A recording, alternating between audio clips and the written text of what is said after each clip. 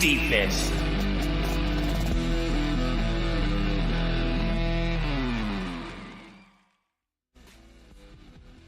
What up? Welcome back. We're live on Split the Defense Leafs post game, presented by Laforest Electrical Contractors, serving Kingston and the surrounding area since 2004. Jordan Webster with Craig Pearce and producer Ted Evans in the booth to recount a loss in Game 55 for the Toronto Maple Leafs. Leafs lose 2-1. At least they scored a goal on the Canucks this time. Last game before the Four Nations tournament coming up, and they pushed at the end a little bit, but I would say overall kind of an uninspired effort. What do you think about that, CP? Yeah, a little bit of an uninspired. That would be a good way to put it. A little just, I don't know, a little, not enough from the stars is kind of what I would say. I'd say like it's kind of we're experimenting a little bit, I guess, with Domi up on the front on the first line, but yeah, I don't know. Like this is again like you need one from you get one from a defenseman. That hardly ever happens. So yeah, just get one from the only one. So get one from one of the big boys, and yeah, like I don't know, you just feel a little. In general, I'm feeling that just this team is just missing Matthews. Like I just go back to like last year or the year before where like it's like at least every other game he's putting one in, and sometimes it feels like every game he is, and so just not quite feeling the star power from our captain. But at the same time, like the four of them kind of have to produce as a group. It's not just all on him. And also, like, you can't discount the last like 4 weeks that he's had, which have been It's true. pretty fucking insane. Pretty awesome. Like, yeah. So like there is that. There's also the fact that they put Willie and Marner on the same line with Tavares. Craig Berube broke that up after 2 periods tonight. So 5 periods total. They had Nylander, Tavares, Marner line. They generated 35.6% of expected goals tonight in Vancouver. That is just not good enough. That's kind of surprising from a line with so much talent. What do you think isn't working there? Like they haven't played a ton as like a threesome, like, for sure. So it is kind of different, but it seems like never with this team when you put guys together is it just like lightning in a bottle. It's just everything you need to grow chemistry wherever it is. So I don't know, like the experimenting just never seems to pay off, except once in a while when you keep Marner and Matthews away and you just put them back together. That seems like the only moment where it's just like, oh yeah, that's why we always leave it like that. But that didn't quite happen tonight. So that's what I was kind of looking for. Is we've seen that in the past where it only takes 1 period for those guys to change a game, and yeah, just didn't quite have it. But like you really wish that Domi would work out on the first line, right? Like it's a guy that everyone loves, but it's not working, and you just can't find a home for that guy. So his best moment tonight was when he was on the third line, but he just in general doesn't seem to be able to produce as a third liner, and you want him in the top 6 to be able to do anything. So that's what I think was the biggest thing for me watching, like putting Nylander and Marner on the same line, is you got the chance to see like, can Domi actually do anything? And last game when they had him on that line, he barely cracked the 13 minutes. And so like, that the coach wasn't loving it. And then, tonight he ends up like going away from it and he's down on the third line. So I don't know, like, it seems like a pretty late in the season to be just like line shuffling so much. Like, I really think that when it comes down to it, we're just going back to Matthews Marner with Nyes and Nylander Tavares with whoever. I just hope that it's not like, I think Bobby McMahon has, I think he can be the first member of our third line, but it's just like this whole team's basically a work in progress. The only thing that's I think is good is that we always seem to have a fourth line that can do something, that can play 8 minutes or so. Because we've got 12 fourth liners. Yeah, that's right. Trying to build a third line. Well, I think it's because we have so many like third liners that don't work together. And so then it means that you get like killer fourth lines. Or maybe not killer, they're not producing points, but at least adequate. But yeah, it's just a lot of shuffling. But I mean, on a positive note, seems like we're getting more production from defensemen. Myers the other night, Riley tonight. You had McCabe was contributing. Like it since the new year, that seems to be the biggest trend for this team. But it's funny. They're just like you get one thing and you just lose another, and so like the forwards just become ghosts for seems like a bit of time 5-on-5 with this team. But it is what it is. We didn't do a show last game, and they win 3-1, bit of a late one. But yeah, like it's not like this is coming off a losing streak. It's at least just one loss going into the break. So if you think going into the playoffs, it's just going to be Matthews, Marner, Tavares, Nylander again, and we need Guy, do you think that a guy like Dylan Cousins-esque of a type player, superstar center type player, is still what the team needs? I mean, like Dylan Cousins would be a perfect guy. Like it's hard to say like guy like him because there's not very many guys of that caliber and age. And I just, yeah, is this team willing to make a big splash and move out one of their top prospects? Because he's going to take at least that. Buffalo was trying to get on Elias Pettersson, using Dylan Cousins as one of the pieces. So, that they're trying to make moves with them, but it's just what are they looking for? It would be great to get a guy like that because like you could see him being on the team in the future.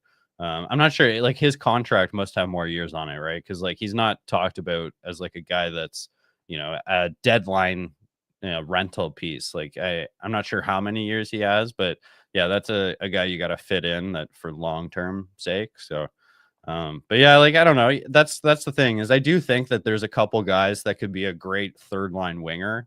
Bobby McMahon is just perfect for that role. Yeah, he kind of deserves to play on a second line, but if you can keep him on a third line, that's I think where he can thrive. And even Robertson, like even if that guy was I just wanted to ask about him. Was slightly stronger on his skates, I think like he's kind of built a little bit of like good rapport here with me. Just he is fighting. He's feisty. You've seen it for long periods of time now, and he turns pucks over in the offensive zone. He's not the perfect player, but I think like put with some other players that can help facilitate play for him, which isn't Bobby McMahon. You put two guys like that, like this centerman better be a playmaker. But yeah, like I think there are some pieces there that can be something. It's just we need a centerpiece. But where does Nick Robertson play if he doesn't play on the third line? And if Bobby McMahon is a third line, like, are you designing now maybe Bobby McMahon in the top six and even a Pacioretty with a Robertson? It hasn't really shown this year. Like he hasn't really shown. He's had flashes. He shows what he can do, but it's just not consistent and it's not dominant enough over periods of time. So do we keep or do we trade Nick Robertson for the playoff run for somebody that maybe is more of a facilitator? Yeah, like I could see if Robertson's included in the deal. I don't think it, makes or breaks it for me, but I do think at the moment that like Bobby McMahon will probably find his way onto the second line with Tavares and Nylander. And so in which case then you need a Nick Robertson on the third line as your fireman, which makes sense to keep. But if you're building out your team with Bobby McMahon on your third line, then there's nowhere for Nick Robertson to be. He's not playing in the top six. It's shown over and over again that he's just not big and strong and dominant enough to do that. No. Where he is down lower in the lineup, he's having some success, but not even enough success that you'd want to bump him up. So like also you have to wonder, where does that even leave his trade value? Yeah, like I do think that there's just in the eye test, you can tell that guy can put in 15 goals at least in the NHL. It's so I think he got 8 this year, I think. Yeah, like I think that other teams could see like if he finds a better situation, then that's 15 to 20, hopefully, if you're like kind of projecting him looking better on your team.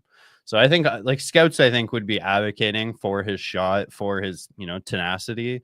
So he's worth a little bit of something. It's not like you're just giving him away, but I think those are just like the only reasons why I think I would be okay with him on my team. It's just, the third line, like it all depends on who's going to be the guy coming in. So like, I agree though. Like Robertson and Bobby McMahon cannot be both on the third line, I don't think, for it to be like really successful. But you never know. Like when you think about it though, like who else is going to be on the second line? I don't think Bobby McMahon, like I think he's going to be up there just because like Pacioretty's not the guy. Like he's just seems to have lost something. You see it in like even tonight he laid a guy out. It was pretty nice. It like just happened in the corner of the screen and I never saw a replay of it, but yeah, like I just hope that he can bring a lot more when it comes to the playoffs, because at the moment you're just kind of, he's a fourth liner, I think, for me at the moment. He's got to bring more. Like the physicality was the only reason why I thought he was better and could, he could be a crasher on a third line with a little bit of scoring touch, but he's just a little bit too slow. And, I'm not going to be putting him in the top 6 if I'm Berube. So, yeah, we'll see. So let's shift gears a bit here and talk about the Canucks just for a second, couple of minutes. I know Craig's a closeted Canucks fan, for anybody who doesn't know that. But we have lots of Pedersens over there. Oh That's God. where I want to start. I couldn't tell which one was which doing what tonight, especially when they're shifting around and firing from the point and the other Pedersen's down low. Like it's like, honestly, it's got to be ridiculously hard for the announcers on the other side or the announcers on any broadcast to try and keep up with that, because I'm like, Pedersen's got the puck. I'm like, is it going to be Pedersen wires a shot, or is it going to be which Pedersen is this? And they don't look too dissimilar when they're on the ice from each other either, which is the crazy thing until you see a closer shot.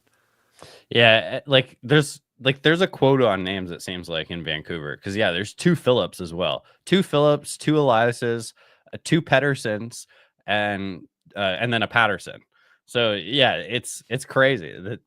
I think actually, and there used to be a third Phillip, the Phillip as a first name, Philip DiGiuseppe. Yeah. Oh, yeah.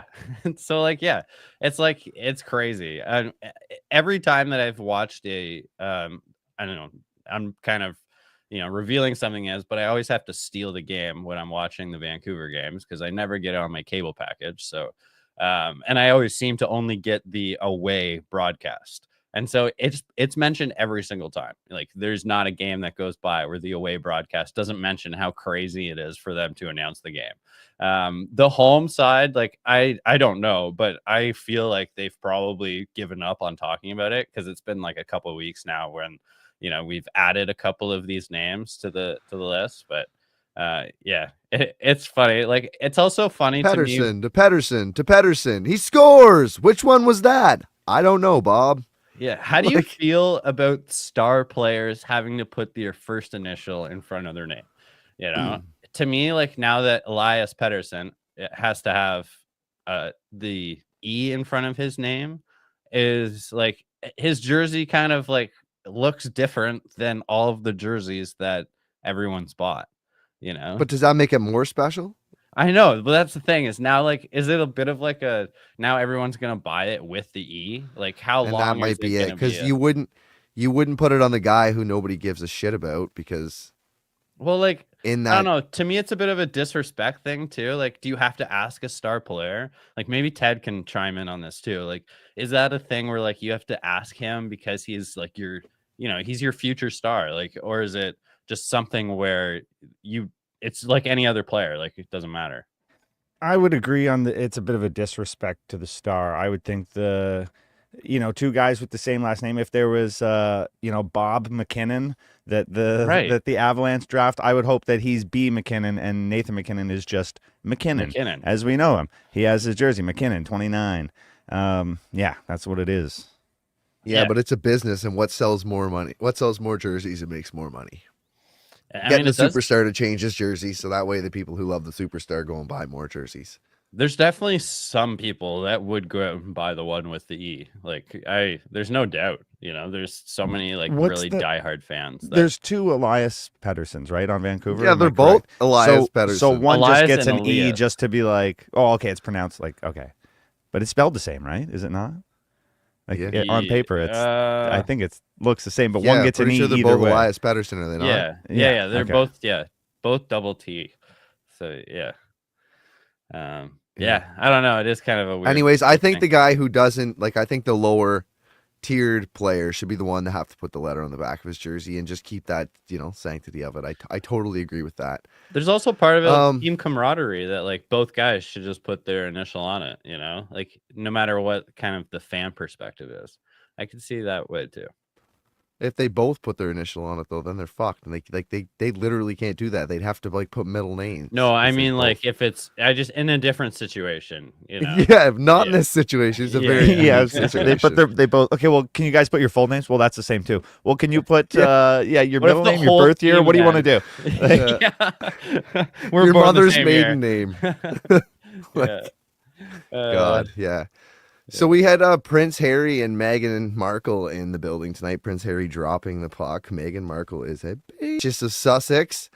Francesco Aquilini walked out onto the ice with them.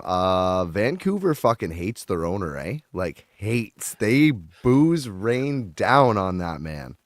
Yeah, it's tough. I don't know like all of the details, but I mean Vancouver in general is a very hostile fan base. We all know the history. So yeah, I mean it feels like, I don't know like the whole story. Do you guys know much about it? I know like I should probably, but I don't know why they hate him so much. I know he's done some I've heard his name a few times, like more than you'd hear a regular NHL owner's name. But I don't know exactly what he did. I just know that when he came out on the ice tonight, he looked like a nerd, and everybody booed him like he was a nerd. Get off the ice, nerd. Vancouver's always kind of had a problem with their owner like meddling in their business too much, and like Jim Benning was like the guy that kind of was just the middleman, and so it like that might be part of it. Like he's forced the GMs in the past to make moves, and that's kind of the worst from your owner. Like you want an owner that really cares about the game and is willing to put all the money into it that they can, but you don't want them to meddle too much, because like they're not hockey guys most of the time. Like it'd be different if Joe Sakic owned Colorado, and it'd be like, yeah, dude, like just say whatever you want. Like if you had a history of knowing how to set up a hockey team, but owners should only have so much say, and it's when someone's wasting their money, maybe they get to step in and say something. But as far as like player acquisition, like JT Miller was the only reason why he was in Vancouver, is because the owner wanted him. So there's probably a bit of that too, where now that situation is kind of blown up, and it is what it is. Actually, that's another just part of it. I don't know if are we done with Leaf things? Like I got a couple more, but yeah, let's go. We're on Vancouver anyway, but I was so sad about JT Miller being traded. Like, I was advocating for him to come to the Leafs, like on the podcast, and just like him leaving just to a team that I hate in the Rangers was devastating to me. And so like now just watching them, like he was the guy that I watched the games for, basically. He's my favorite player in the NHL. And so I have a different feeling now, like just trying to find the players that I really love on that team. And like Connor Garland. Did you say JT Miller is your favorite player in the NHL? Yeah, probably. Yeah. I think. Yeah, we have that I can screenshot that for you from my chat. Okay. He has said it. We have it. We have it in written form. Right. Yeah. All right. And so I think like Connor Garland's a guy that just stands out on that team for me. He has for a bit, but he's definitely taken a step up this year. Just like 2 years or last year, even like lots of trade rumors about him leaving. Everyone's always in trade rumors in Vancouver. But he's definitely a guy that they need to keep around. Like, don't trade away everybody that I like on that team. Pedersen is gonna stay, but I only half like Pedersen. I like Pedersen like I like the Leafs star players. It's like he's really great and everything, but there's just like there's a reason him and JT Miller didn't get along. It's because there's like a bit of a dog missing in that guy. So it is what it is. But that's my Vancouver. Well, it's over now, and they're getting what they call character guys and good attitudes and happy dudes, and they're trying to build that locker room into something that's more positive than it was before. And I think it's just kind of like perfect for lack of a better word, for JT Miller to go to the toxic New York Rangers, who Yeah, are fair just enough. like in no position to have any of the shit that he was dishing out, and like they are seemingly soft and undisciplined, and to send a JT Miller in there, it's just like gotta be a complete change for them. So I wonder if that's a fit there, either how long he lasts, if he ever get moved, if he ends up getting moved again.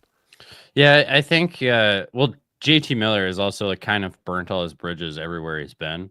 And so like it's funny that now he's like come But he back was to in New York before, right? after that, like, even in Tampa, they got rid of him because he was kind of a locker room disturber. And then in Vancouver, it's kind of, that's exactly why he left. But I think JT Miller is the perfect guy to add to your team for like 4 years, and then after that, it's like you got to get rid of him. But it's Yeah, like adding okay. a little bit something, like maybe three, actually. Fours might be pushing it, but yeah, just to add a little something. 3 years, it's like a hard-nosed coach.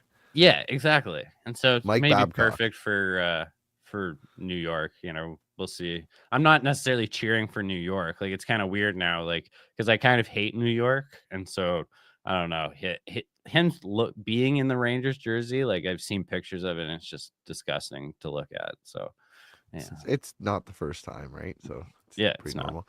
Yeah. All right, let's finish up with a couple more Leafs topics. I got two more Leafs things. Yep. Morgan scores again. He Yeah. scored on the 15th of January, which doesn't actually seem that long ago for Morgan Riley now. It's like 6 or 8 games ago, but still awesome. Mo seems to get his swagger back, but he was on the power play, I believe, right? He was at the top of the point, and we had Marner down low rather than Marner at the top. Do you feel like that 5-forward power play is working, or should you just get Mo back out there, or in another case, somebody else who can run that point and have Marner down lower? Because watching that play with him come up and shift and skate and make that feed to Mo to get that goal, that was exactly what you want to see from the forwards down low, that kind of control. Yeah, like I think it's just two different looks. Sorry. Like I think it's just two very different looks. You're looking at like a more of a rotation of the three forwards of Matthews, Marner, and Nylander. When you have the 5 forward, I think that's the way that we've seen that work the best, because Marner does, like when he's on the wing or even working down low behind the net, that's when he's his best. But I think that it doesn't really matter to me where he starts, because it's just every time this power play is successful, it's when there's the most amount of movement. And so even if it's just like within the depth of their own position. And so, yeah, I do think that like that's the look for that But power play. you need a defenseman there, because Mitch is the only forward who can really run the point like that. I Right? think You are like, there's no other forward of those 5 forwards who can skate and move the puck along the line like Mitch or a defenseman can. well, I think it's just, yeah, like if you want the person to just stay stagnant. But my point is the way that the 5 forward look has looked is when those three are moving around. And so when it's, I like, Riley, I think does an okay job as the, like just controlling the point, Yeah, and you just keep them okay. there. Yeah. But I think that when he's out there, the forwards still have to take it upon themselves to be more, to have more movement in the power play, and like having a better success rate getting it into the like high slot and low slot. I just think that that's when they're having the most difficulty, is when they're all standing around and just passing the umbrella. So yeah, I think it's less about who's out there, because like if it's not Riley, then you're adding Nyes. I think that's kind of like, I do like Nyes being down low, so I think we're probably going to see a bit of both of them, and I'm kind of okay with it. I think either one, I think, can be successful. It's more about the other things that make it successful. And then I wanted to ask you about Pontus Holmberg. Now, he's kind of a nothing burger a little bit. He's kind A of little bit. like, we've had hope in him. He's had promise, for a 7th round pick. Like, you definitely saw flashes of, oh, Pontus Holmberg is an NHLer, but this year he's just kind of lacked, right? Right? Yeah. Now, it's been brought up that Holmberg draws a lot of penalties. I've heard this on several shows before, and that the numbers back it up that he's one of the top penalty drawers in the league. Why the hell do you think that is? He's not a superstar guy. He's not flashy. What is it that he's doing? Do you think he's just out there pissing people off, and maybe he's got more of a value in the mind games of the game than we see on the ice in his contributions?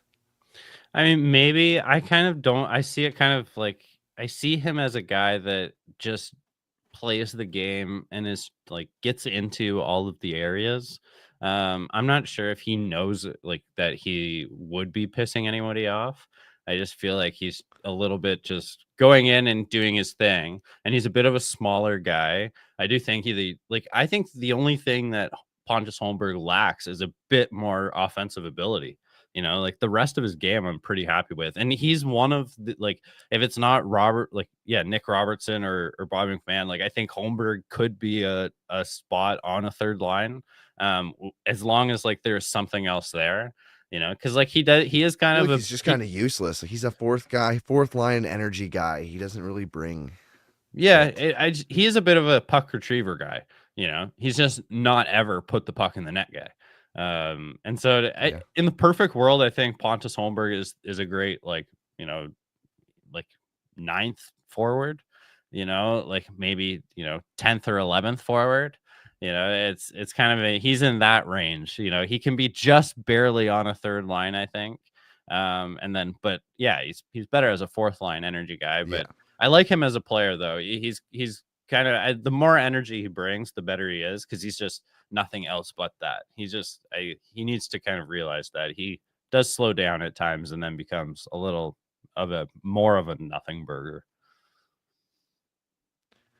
And then we didn't get a chance to talk after the last game, but we got Anthony Stolarz back. Yes. And Joseph Woll put up a pretty decent game again tonight. Do you think that you're feeling confident again with our goalie situation that we got going forward after watching Stoley play the other night?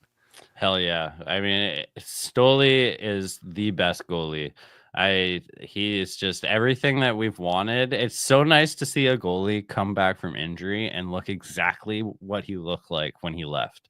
That's the toughest thing is like a lot of the time, like regardless of how good a goalie is, like you can, just not be the same for the remainder of a season. And then you have to wait until the entire next year, basically, for them to look good again. And he just looked exactly like we wanted. He's currently the goalie going forward in the playoffs. Like I know Woll has been great, but I just think coming off of what Stolarz has been and like how just like calm and like but athletic he looks in the net, like it was amazing seeing him the other night. But Woll played amazing tonight. Like I think it's a great tandem to have. We're in the perfect situation with these two goalies being healthy. Especially with the money that you're paying them, too.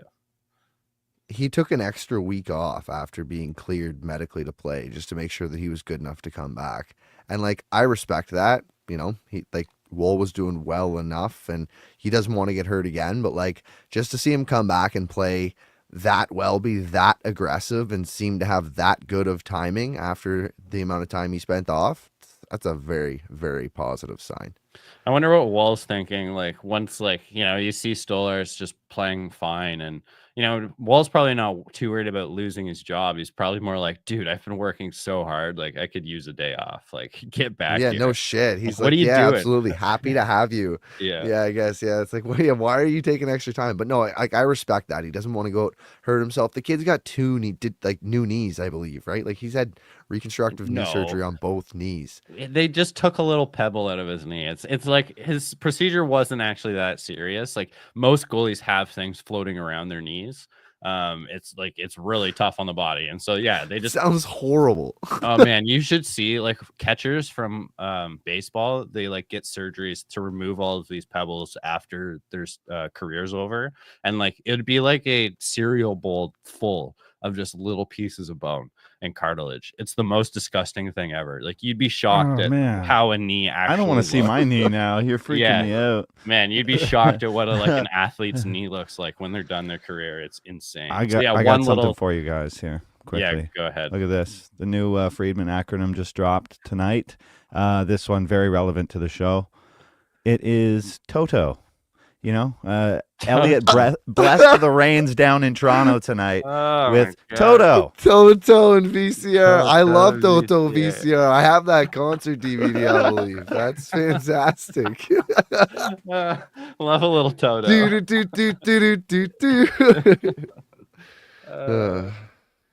Yeah. Nice. That's hilarious. He's off the charts with those things. It's good comedy. He needs to, the VCR one, like, it seems to not ever get old. Just why? He's been doing that for like probably a year now. I mean, maybe more. Yeah. It's been a while. Yeah, he changes them. He was doing Winnipeg as WIG, W-I-G, and now he's got it as Win. Right. Vancouver's always VCR because there's just nothing that's better than that in Vancouver. Well, it's Vienna. Whatever they put on the fucking broadcast, like whatever it says underneath the score. Not cool enough. I mean, that's what we're all used to. Just start fucking around. Like Ted and I had this conversation the other day. Only Elliot Friedman can get away with that.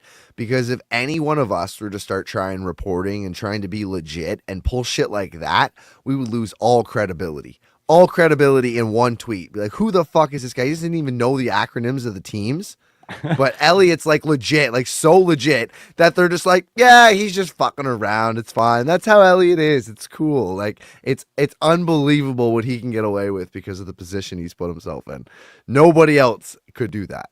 Yeah, I agree. You would mostly just think like, what are you doing? Like, that's not funny if someone else did it. Yeah, I totally agree. Yeah. No point in warm-ups. So there's been lots of talk about Flyers center Scott Laughton says trade talks are heating up, is the last rumor I've heard. Sources indicate the Leafs, first name Leafs, second name Jets, are the ones interested. How do you feel about Scott Laughton on this team, and what do you think he brings that we need? He brings a little bit of like a Alex Kerfoot vibe to me. Oh no. Yeah. I mean, he's got a little bit more snot to him than that. But like that's not as flashy as Dylan Cousins. That's for sure. No, definitely not. He's like a 40 to 50 point player, I think. Like he's going to provide something for you. He'll be great on a penalty kill. I think Scott Laughton's perfect when you have better pieces around him. So like, maybe with Bobby McMahon, like that could work and be something, but he does make the team better. I will say that. Like if you add Scott Laughton, your team's better, but is it better enough? I'm not sure. Like they need goals. Does Scott Laughton score goals? I don't think a lot. No. So probably not the guy. You don't need a ton of goals if like he's the guy giving the puck to Bobby McMahon. Like if you have we don't need a goal scorer on that team. We needed someone who can create goals.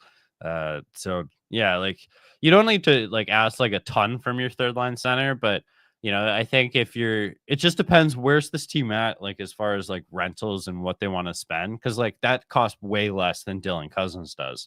And so if you're just looking for a little bit of an upgrade this year and you're really just relying on your stars to be your stars, then that's one move. But like if this is Shanahan trying to prove that he's the guy to be around here, then you got to splash a little bit, and this is like going in like full in, then like I think the move has to be bigger than that, or it's like something flashier. It depends who's in charge here. Like if Bradshaw Living's in charge, like I think that they're going for like something more long term, someone with like who has term on their contract. But if this is like Shanahan calling the shots, then like, yeah, like Scott Laughton might make sense. Like if you just don't want to give up a ton of assets. Fair enough. All right. So that's all that we've got for this Leafs thing. And we are kind of getting late on time, but I did want to touch the Four Nations before we get out of here. So yeah, sure. We got Canada and Sweden. I want to hear from both you lads right now. Canada, Sweden. on Wednesday, February 12th, 8 p.m. The game starts. A little bit late, kind of shitty, but is what it is. Who scores the first goal in that game? Do I even have to answer? It's going to be Nathan McKinnon for Canada, 100%. You know, that's funny. Like, obviously, that's the answer for you, Ted. Honestly, it's so obvious. William Nylander, I think, has a chance.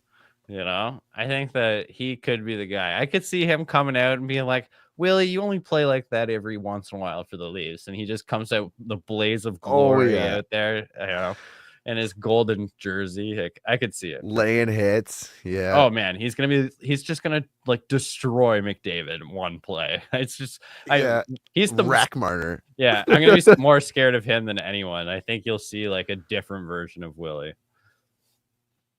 All right. So yeah, that's interesting. I have no idea. No, I have no idea who's going to score. That's why I asked you guys. Like, who do you think scores? Like, well, it's like, oh well, McDavid. Probably not. I'm like Sam Reinhart, maybe. Yeah, I mean that's very like if as far as guys who scored the most goals recently, that's a pretty good pick. Yeah, and I mean, like, who's going to play as the goal scorer on the guys with? Devontae, yeah. Yeah, it could be. Like, it's going to be one of those, because everybody else has got so much attention to them, and they're going to be the ones creating and making the plays, that I wonder if it's going to be somebody else who you don't expect it, you know, as much like not a McKinnon, not a McDavid. I'd be super shocked if it was Marner. Yeah, that's like I first, when Ted said McKinnon, I was just like, oh, the Leaf player Marner. Don't think that guy. Yeah, Willie though. So sure. Willie. Yeah, fair enough. Yeah. What do you guys think about Crosby though? It's kind of not great news that's starting to come out. Like, everyone I've been following that. Yeah, it's like, I don't know how good he's actually going to be. We're looking at maybe 50% Crosby, even if he shows up. Like, that's sad. We should have sat Crosby all year, knowing that this was coming up. Like, Pittsburgh sucks. Like, you should have known what's important in your life, and you know, it's I feel bad for him though. Like, I feel like he's the guy that's missed out the most so far, like out of the not doing any international play, and for him to be injured, it's a damn crime that McDavid's been in the league for 10 years and they haven't played international play together. Yeah, it's insane. It's disgusting. It's a travesty. Yeah, honestly. and we could miss it now because I don't know if Sid. Yeah, I heard he was practicing the other day, but he's a guy, he'll push through to get in a game. But you're right, it's not going to be 100% Sid. Yeah, no. Also, Rantanen didn't play today for the Canes. Yeah, I saw that. They pounded Utah, and I was like, oh, he must have got some points in they had 7 goals. Right. But he wasn't in it. He did not play today. So that's not good for Finland. He's still apparently that is not going to affect his Finland appearance of Four Nations, I read today. But they are still running him through the precautions for the game today, because it's the last one before the break. And this is important to a lot of guys, right? Like, it's mid-season, and if your team's in a good position, you're not fighting necessarily tooth and nail to win every single game, and you got a little bit of a boo-boo, maybe take some time off. Like, you want to go and get through this tournament. You don't want to have something that you're going to play through tonight and then go and continue to aggravate through this tournament. So rest it now while you get a couple of days, and then hopefully during this tournament you don't re-aggravate it so bad you can't play for us when you come back, right? Yeah, for sure. I like, in another one for the Americans is Quinn Hughes.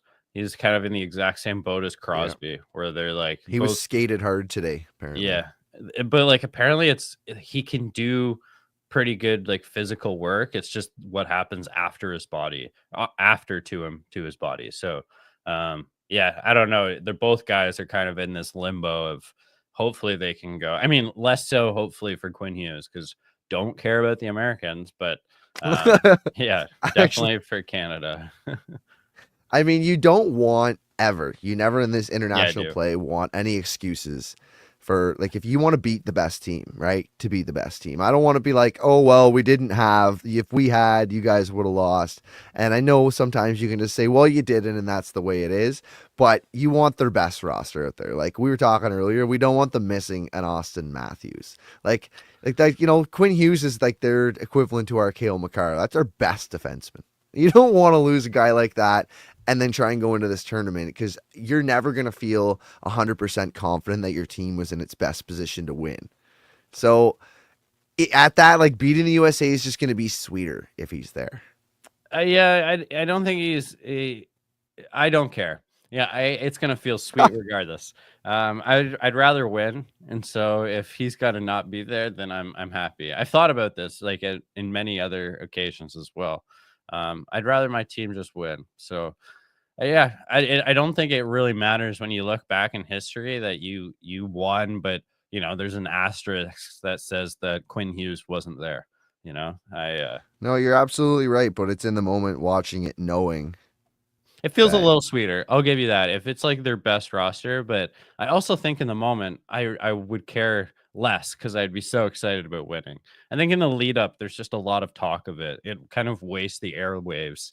Like as far as if they're missing some star players, it's all that anyone ever talks about leading up to the games, versus just how the players are going to stack up against each other. I think that's the worst part, but yeah, we'll see though. I think you'll see like Crosby, I think will end up being there regardless. He better be. I would take like 40% Crosby playing on the fourth line.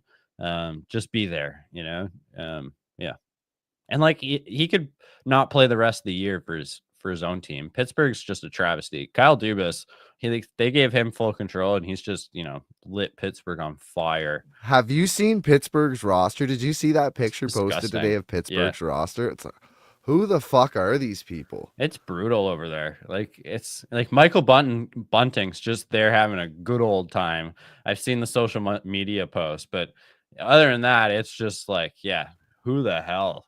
Like, how is this team supposed to win anything? Yeah, I mean, he's making $4.5 million there. I'm sure he's not upset about it. Yeah, for sure. Like, you're welcome. He definitely made his money after he left here. So definitely. All right, let's wrap this sucker up. We don't have hockey for the Leafs for a while. We might pop back on for a Four Nations game. We'll see how that goes. Play it by ear. Game time decision. We'll be back for sure for the next Leafs game, which I believe is on the 22nd of February. And wow. They're continuing on the road. We have a few more road games before we head back home. So anyways, for now, enjoy those Four Nations tournament. Go Canada, go. And that's a wrap. Thanks for joining us for Split the Defense Leafs post game, presented by Laforest Electrical Contractors, serving the Kingston and surrounding area since 2004. Leave us a comment if you haven't already. Hit that like button on the way out the door and subscribe to our YouTube. That would be fantastic. Follow us on all our socials. We need up those followers. Tell all your friends about us. Till next time, peace. Bye-bye. Go Canada. Go Canada. Follow the boys on Twitter at STDPWebby, at Craig D. Pearce, and at Ted_is_shook.